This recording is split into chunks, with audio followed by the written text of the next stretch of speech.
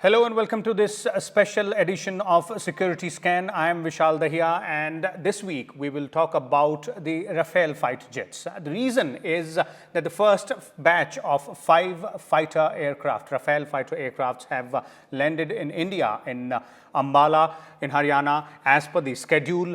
We will try and understand for the next half an hour not only the specifications or the prowess which these fighter aircrafts has, but also how and why they will be utilized for India's defense infrastructure, specifically the kind of boost it will provide to the Indian Air Force. And for more on this, we're joined by a distinguished panel of guests. Let me first introduce them to you, beginning with we have Air Vice Marshal P.K. Srivastava. We are also joined by retired Air Marshal Anil Chopra and Manu, Pubby, the senior editor of Economic Times, somebody who keeps a tab on all news and aspects related to the defense infrastructure in India. Let me begin with you, Air Marshal Anil Chopra, and let's start by putting things in perspective for our viewers. All of us have heard a lot about Rafale fighter jets. So let's start by understanding why was it important for us to have these jets? Firstly, I must say that the entire country and specifically Indian Air Force is very happy to have received the first 5 aircraft which have just landed a short while earlier. And for me personally, it is very nostalgic because in 1985, from the same factory, Bordeaux, I had taken off in the first formation of the Mirage 2000 aircraft and brought the Mirage 2000 aircraft into India, more or less on a similar route, except that instead of landing in Ambala, they landed at their operational base, Gwalior. And the second difference was that in those days we did not have air-to-air refueling, and therefore the number of stops that we had to make en route were much. We had to do only a single stop. There is excitement on many fronts. One reason, of course, is that at this moment there are war clouds hovering in Ladakh, and therefore India as a nation wanted improved security.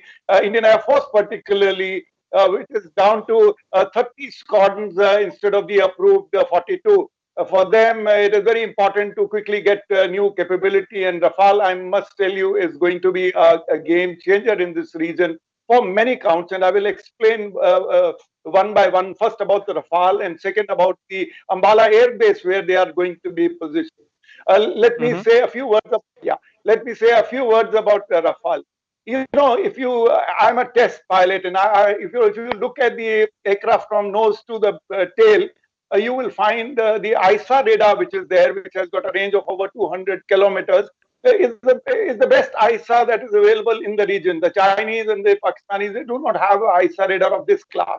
Then there is this IRST, infrared sensor tracking, over 100 kilometers of range, which is fantastic, kind of range for a sneak attack.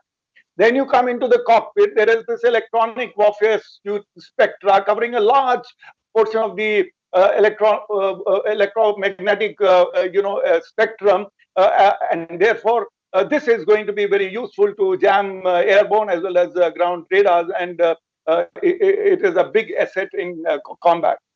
Then come to the weapons, 9.5 tons of weapons, 14 hard points, and what a class of weapons, the Meteor, Scalp, and the Hammer, which details we will talk about a little later. I will just give you a macro view of the aircraft at this stage. You go backwards and you see the engines, very, very reliable engines. We have seen good engines on the Mirage 2000, very high serviceability, a very high mission accomplishment rate. And here we have got 2 excellent engines with high reliability. So therefore, from front to back, if you see the capability-wise, the aircraft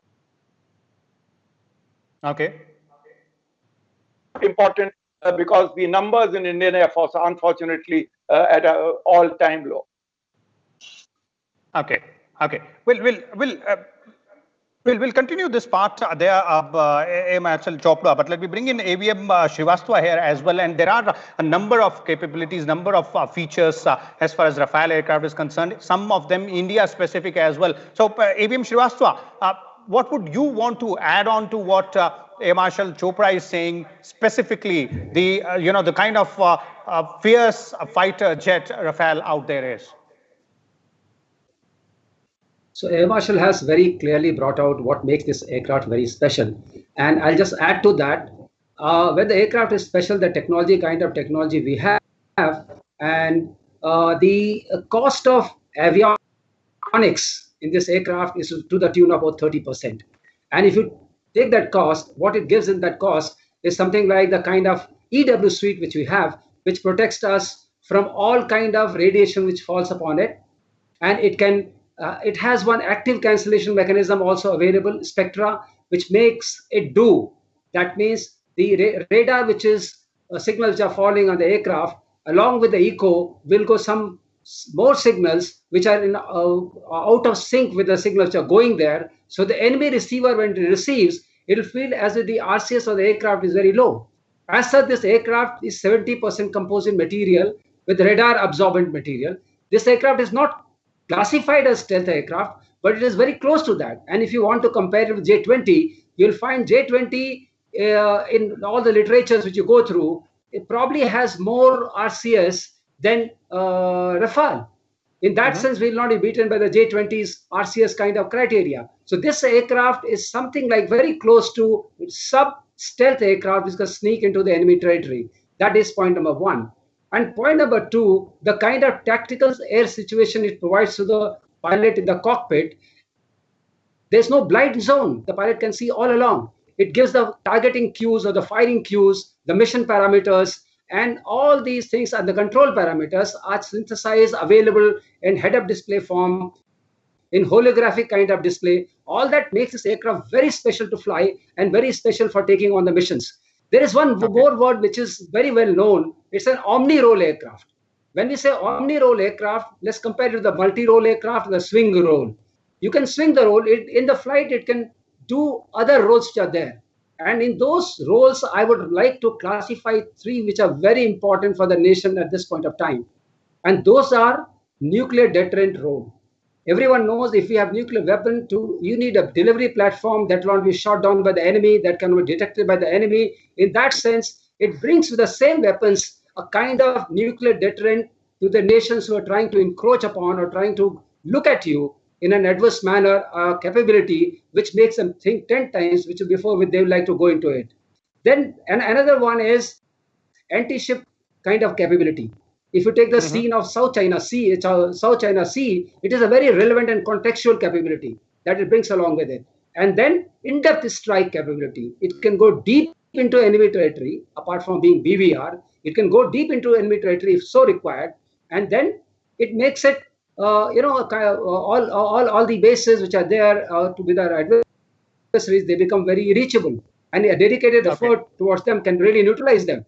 I would just like to add one more point before I take a kind of stop, is that along with these capabilities, in the Himalayan range, it can also fly and take off from high altitude and take a cold start without compromising of the fuel capacity or the weapon capacity, which Air Marshal has already brought out.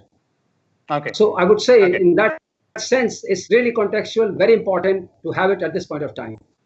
Definitely, its capabilities are pretty much contextual. Be it we look at the Himalayan region or towards the IOR or South China Sea region as well. Let me bring in Manu here. Manu, specifically, if we look at the way the timelines of this particular aircraft's delivery, where do we stand in terms of what we wanted and what we have got, and also. There has been a lot of need being felt by Indian Air Force, and we have had a discussion on this show quite a number of times about increasing its strength. So therein begins the game of adding more numbers to the IAF's fighter aircraft strength. There has been no doubt about the capability of the aircraft, as the two air marshals have brought out very clearly. The aircraft is extremely capable. And remember, Rafale procurement went through a bit of a political controversy, but that was more on process. It was never on the capability of the aircraft. The Air Force tried out a bunch of aircraft, including the Eurofighter. They tried out the F-16, F-18, the modern Russian jets, and they figured that the Rafale is the best aircraft suitable for the role that the Air Force needs. So there's never been any doubt about that at all. And as we know, the aircraft has been very long awaited. It's behind time. Frankly, it's not behind time because of production delays. It's behind time because the successive regimes took too much time to decide on the aircraft. The Air Force has been waiting for an aircraft of this type for at least 15 years. The original procurement process for the Rafale started in 2007, the formal procurement process. And it's such a long time later the aircraft are coming in now. And the numbers, as you know, are limited. When you talk to Air Force officers, current serving and as well as retired people, they will tell you that 36 is great, but it is nothing compared to the size that we need. I mean, these are great enhancements to the air power, but we need much larger numbers. Remember, our legacy MiG-21 fleet is almost retired now. A lot of the other MiG series, the 27s, are going off, into retirement, and you need numbers to enhance. So the Air Force's original requirement, as we all know, is 126 aircraft. So we're getting 36 now. The balance is left. They are trying to find different ways of getting it. As we've discussed before, the LCA is going to come in strength. We hope to see the contract getting signed this year, hopefully by the end of this year for more. But aircraft of this type, the Rafale is a type of aircraft which no one else in the region operates. We are, I think, way ahead of others in terms of capability, as has been brought out earlier, both in air-to-air and air-to-ground roles, which are vital. And you will need more of these types. And as the selection process is on, and the fear that a lot of people see is that this will get dragged too long. We needed these aircraft yesterday. We need more of them today.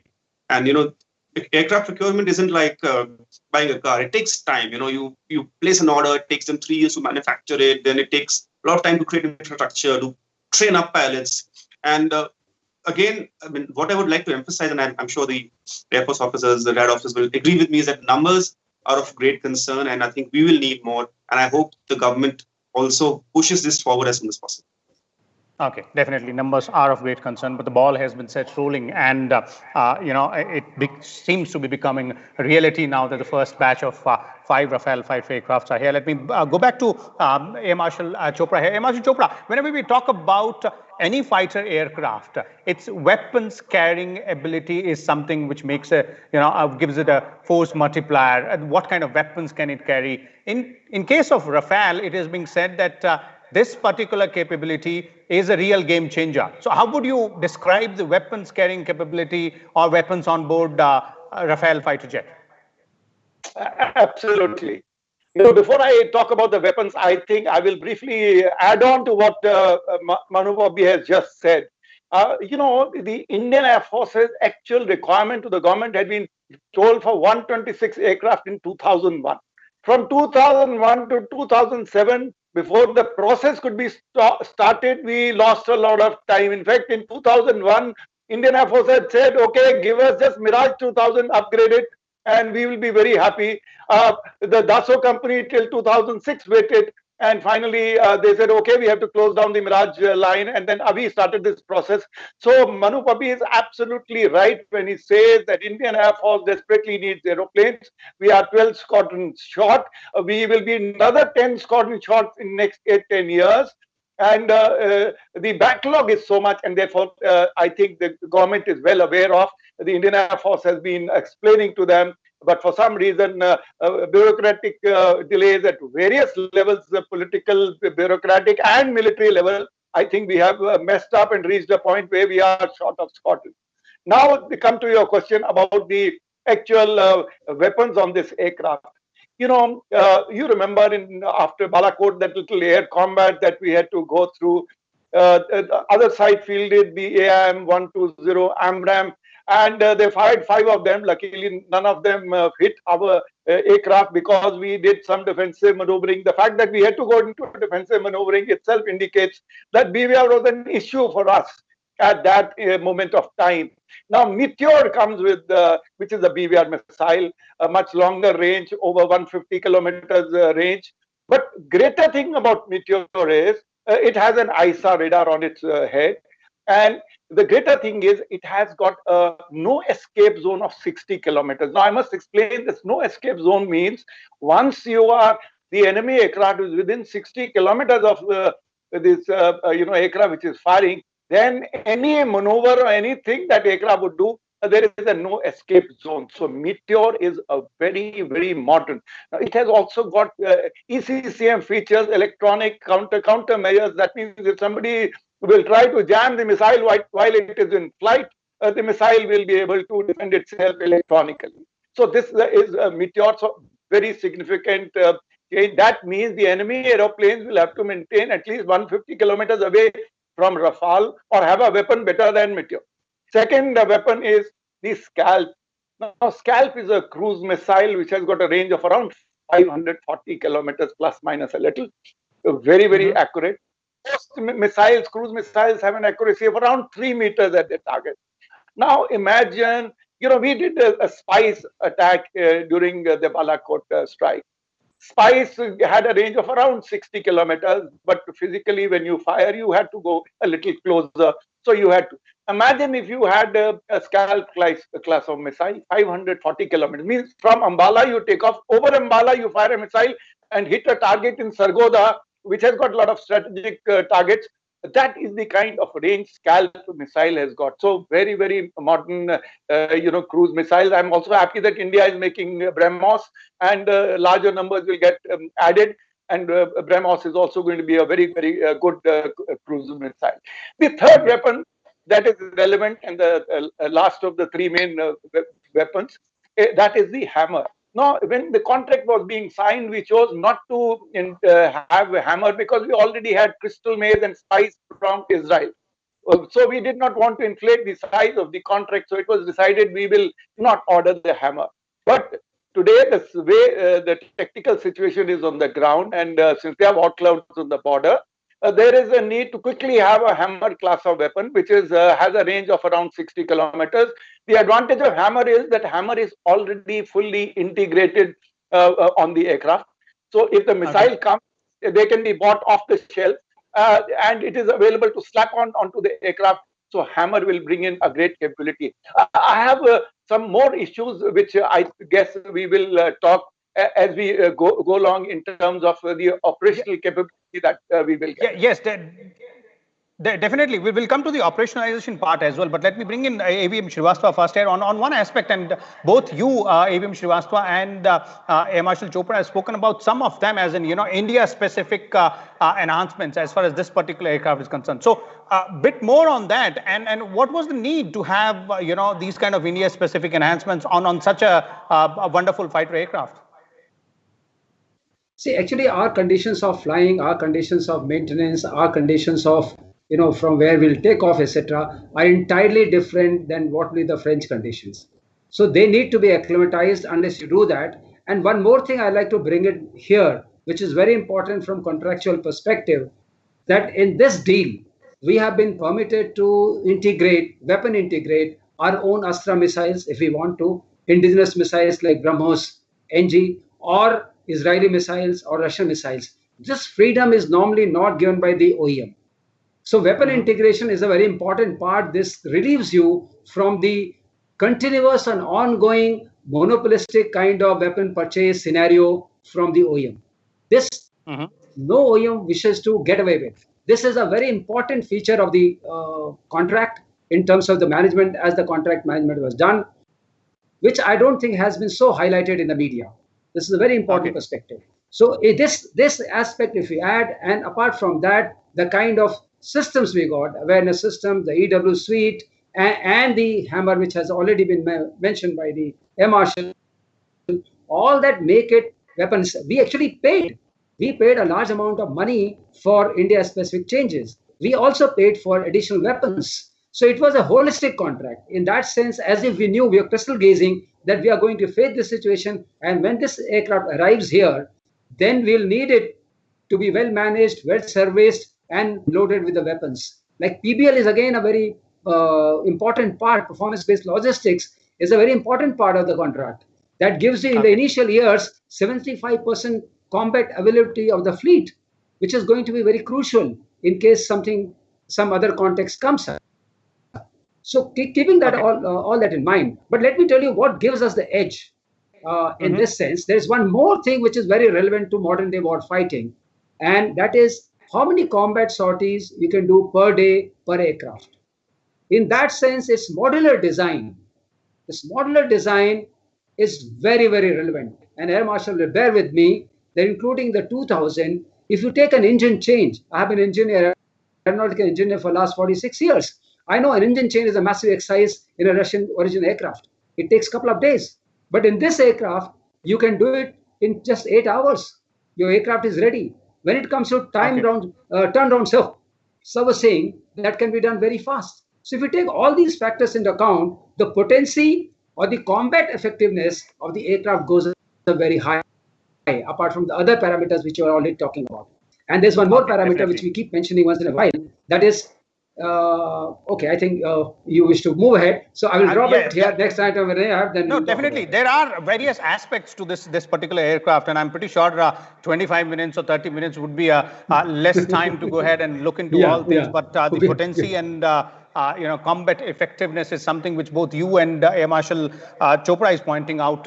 Various aspects, weapons as well as India-specific enhancement. Let's look at now the strategic aspect of it and the operationalization part. Manu, I'll start with you in terms of how this particular aircraft, now that we have it, can be put to good use to achieve our strategic goals, and in terms of operationalizing the entire, combat infrastructure there. See, let me start with, the very special relationship that we have with France. It's a French aircraft. We've been buying French aircraft for the past 6 decades, starting in 1953, I think, with Tufani. See, India, the position it is right now, the Rafale has come with a full weapons package. It was not supposed to come. We made a special request. The French Air Force supported the delivery of the aircraft. They delivered weapons in advance. This tells you that, strategically speaking, India and France are close partners. And in a special procurement like this, they will go out of their way to help us operationalize it fast. So as I see it, in the coming few days, we will see, in fact, the next 3 months, we hope to get another batch of the aircraft in, 5 more. And I think Palace will go through a round of training and simulation and, a lot of weapons integration, because as we know, the weapons have come in advance. Again, a special request was made by the Indian government to the French government to send some things in advance. And I think that's really worked out well for us. And, given the scenario on the Eastern Front, these are coming as a great capability enhancement. They will perhaps not be used straight away, into sorties over Ladakh, but they're a good backup to have. Our cutting edge fighter right now is the Mirage 2000. And the reason we trust it so much is that it's a great aircraft. It's shown its capability over the years. I mean, imagine trusting your nuclear weapons to an aircraft. That's the ultimate amount of trust you have in an aircraft. And that's what we've done to the Mirage 2000. In going ahead, I think the Rafale will take over this role in coming years. So over the next few months, we will see it getting slowly embedded into our system, into our comms, into our fighter ops. But we can't really expect it to start, going up to the border tomorrow. I think it will take some more time to do that. By the end of next year, we hope to have delivery of all 36 aircraft. It will be 2 squadrons forming up. And at Ambala, I'm sure Air Marshal Chopra has something to add about the strategic importance of Ambala, but I can only tell you right now that Ambala is a very, very busy airbase right now, especially the flying going around right now on our northern borders. And I think its importance is increased manifold by the arrival of the Rafale there. Okay, definitely. And the squadron there, which you spoke about, known as Golden Arrows out there. But let me bring in Air Marshal Chopra for the concluding comment on the operationalization part and the strategic use as well. Air Marshal Chopra? Yeah. Before I come to this question, let me quickly add 1 or 2 points to what ABM Srivastava has earlier said. Among the India-specific modifications, he has covered most of them. Is the dash helmet.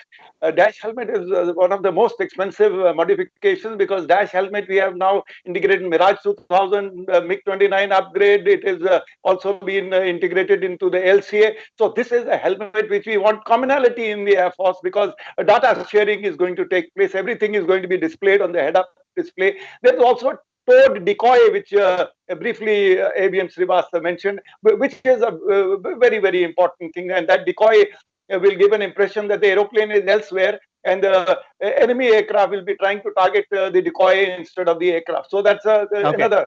Then, of course, we have got the maintenance package related to 2 air bases, etc.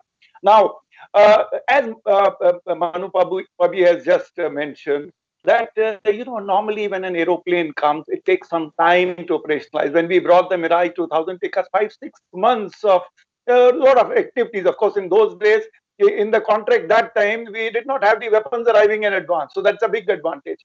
But there is a need to compress these time frames. And actually, it is possible today to compress these time frames. I will explain to you why. today the kind of simulation that is available. You know, these boys who have gone for training to France, they have done all kinds of combat missions, either in the air or on simulator. You know, all these weapons, you won't believe it, in my entire service career, I never had to fire the 530D, BBR missile. They are very expensive weapons. You just don't, every pilot doesn't get a chance to fire these weapons. So most of it is practiced on simulator. So all these exercises would have been done on simulator. The guys are already trained for air-to-air refueling. They have actually done it during this ferry. So the time it is possible today, with the weapons physically available, or electronic warfare suits on board, with the electronic warfare programming equipment on the ground, it is possible to shrink this time to 1 to 2 months. Now, what else is required? Integrating with the other forces. You're not going to fly the Rafale alone. There will be a formation. You will fly with other aircraft. So you will have to do some dissimilar air combat practice with the other fleets. Your radar controllers have get used to your new tactics and new terms that you would have used. The ground environment has to adjust in India, because till now you were in France. The French are also going to be there, who will help in quickly getting the maintenance side, operational. So there is going to be, compressing of times. My personal gut feeling is that technically today it is possible to compress this time to 1 or 2 months. And if push up, the aeroplanes are ready to launch tomorrow. Because if the nation demands so, the aircraft will physically be used. Yeah. Okay. Thank you so much out there, Air Marshal Anil Chopra, AVM Srivastava, and Manu Pubby, for sharing your views with us on this particular aspect. So there it is, all the details about the twin engine fighter jet aircraft Rafale, 5 out of which have landed in India. 36 total is something which we are, buying from France. That is Dassault Aviation. And it's not only about the kind of weapon systems it has or the India-specific enhancements, but also the strategic importance of having such an important weapons platform in Indian Air Force's arsenal. We'll come back again next week with a different topic and a different set of guests. Till then, keep watching Rajya Sabha Television. Thank you.